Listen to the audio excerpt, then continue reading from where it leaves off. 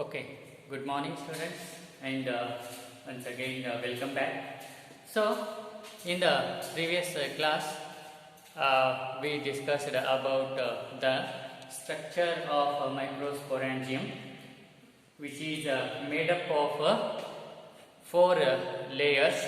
Okay, and four layers, that is the outermost one is what is that epidermis, and next to that one endothelium, and middle layer, and the innermost one is the what is that tapetum.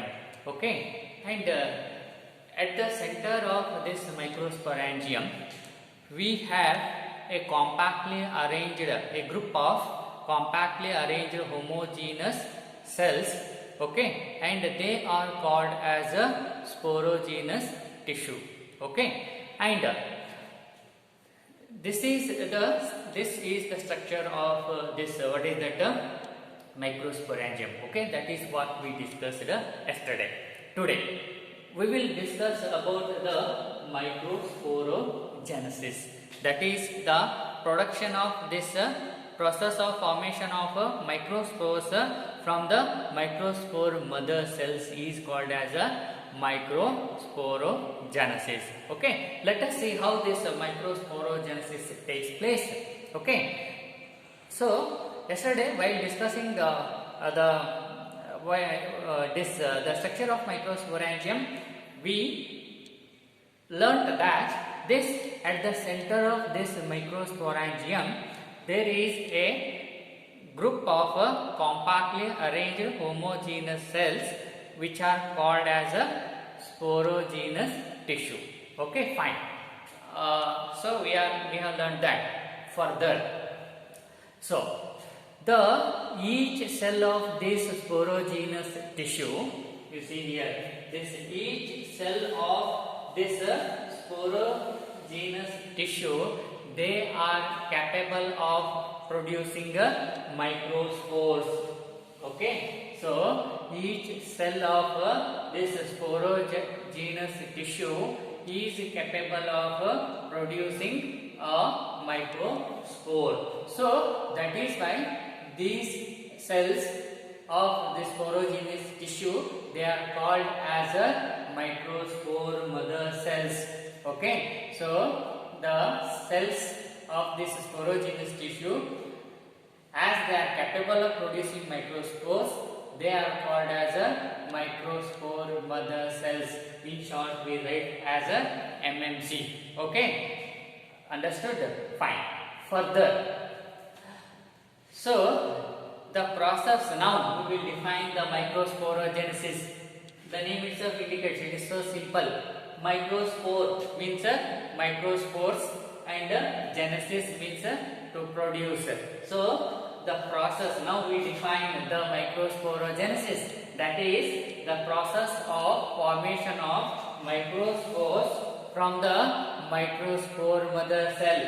Okay, the process of formation of microspores from the microspore mother cell. How? By the meiosis. So by the meiosis cell division, the microspores are produced from the microspore mother cell. So this process is called as a microsporogenesis. Okay, and now you see here, now what happened? Microspores are produced from the microspore mother cell. Now let us see how these microspores are. Okay, so the microspores thus produced, they are in a, okay, they are arranged in a cluster of 4 cells. Okay, so the microspores thus produced are, they are arranged in a cluster. Cluster means this bunch or a group. Cluster means group. So the microspores produced here are, they are arranged in a bunch, in a group of 4 cells. You see here, one cell, this is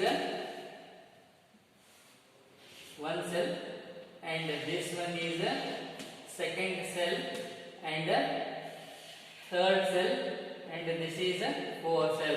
Okay, so here what happened, the microspore produced, they are arranged in a 1 2 3 4. They are arranged in a cluster or in a group of 4 cells. So, and that is why they are called as a microspore tetrad.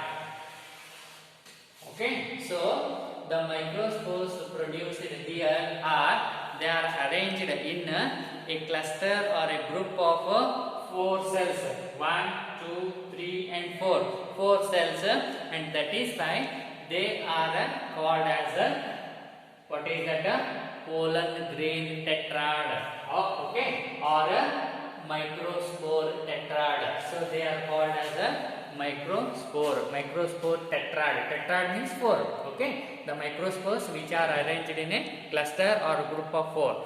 Okay, so they are called as a microspore tetrad. Okay, and as further, now what happened? Microspores are produced, and these microspores are arranged in a cluster of 4 cells, and that is why they are called as a microspore tetrad. Okay, now as the anthers mature, okay, now what happened? Microspores are produced, and further as the anthers mature and dehydrate, okay, as the when the anthers mature and dehydrate means loss of water from the anthers, then what happens? The microspores, they dissociate. Dissociate means separate. So when as the anther gets mature and dehydrate, that is, it lose water from it, the microspores which are produced, okay, in the microsporangium, they are present in a, arranged in a cluster of 4 cells. So now they get dissociated, they get separate from each other. So here after dissociate from each other, and they develop into pollen grains. Okay, the microspores which are arranged in a cluster of 4 cells, group of 4 cells. Now after maturity of anther and dehydration, they dissociate or they get separate. You see here I have shown only one this microspore or pollen grain here. In fact, there are 4 pollen grains. They dissociate or they separate from each other, and they develop into pollen grains. So this is the pollen grain. Okay, and now pollen grain has produced. Okay, further let us see.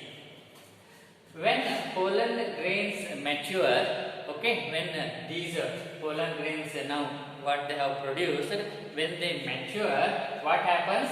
They contain 2 cells. They contain 2 cells. Okay, when these pollen grains mature, they contain 2 cells. One is a vegetative cell and another one a generative cell. Okay, you see here.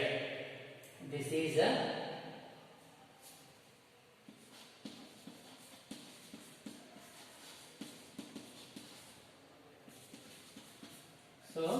this is a vegetative cell, and this one is a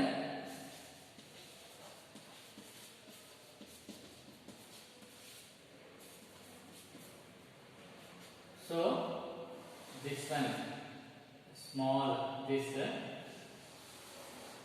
is a generative cell, and this above this bigger one from this part, it is the vegetative cell. So when this pollen grains mature, when these pollen grains mature, it will contains or it will be having 2 cells. Okay, it will be having 2 cells. This is one cell and this is a second cell, and this one bigger cell. Okay, this is called as a vegetative cell, and the next one, this small cell, spindle-like structure cell, that is called as a generative cell. Okay.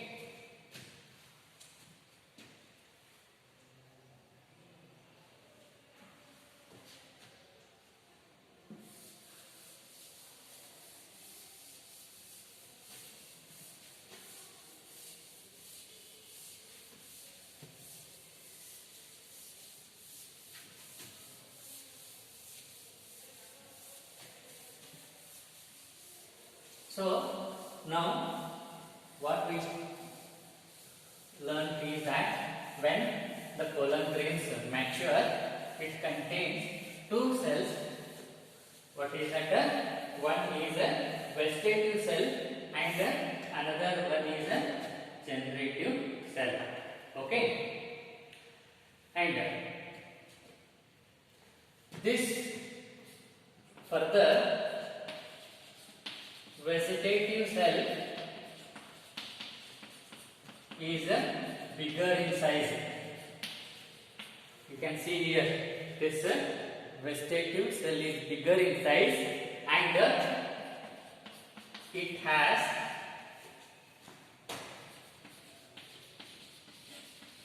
abundance of food reserve and bigger nucleus, irregular shaped bigger nucleus. Okay, that is the vegetative what is that cell of the matured pollen grain. Okay, whereas this generative cell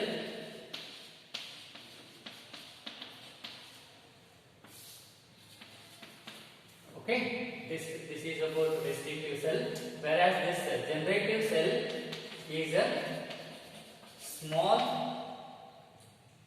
and it floats in the cytoplasm of the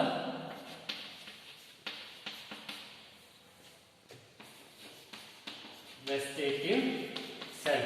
Okay, and it is spindle shaped. It is a spindle shaped with dense cytoplasm and nucleus. Okay, so that is the generative cell. Fine. See here, as we know that the matured pollen grain is made up of two cells. One is a vegetative cell and another one a generative cell. So matured pollen grain is made up of two cells, the vegetative cell and that of the generative cell. Let us know more about these two cells. This vegetative cell is bigger in size and it is having abundance of food reserve. Abundance means more. Abundance means more or lot of. So this vegetative cell is having abundance of food reserve. Okay, food material. Okay, and it has a bigger nucleus. Okay, along with the vacuoles. And whereas this generative cell, they are small in size and they float in the cytoplasm of the vegetative cell. Okay, they are found floating in the cytoplasm of this vegetative cell, and they are of spindle shaped. You can see they are not round, they are spindle shaped. Okay, So they are having a spindle shaped and with the dense cytoplasm and nucleus.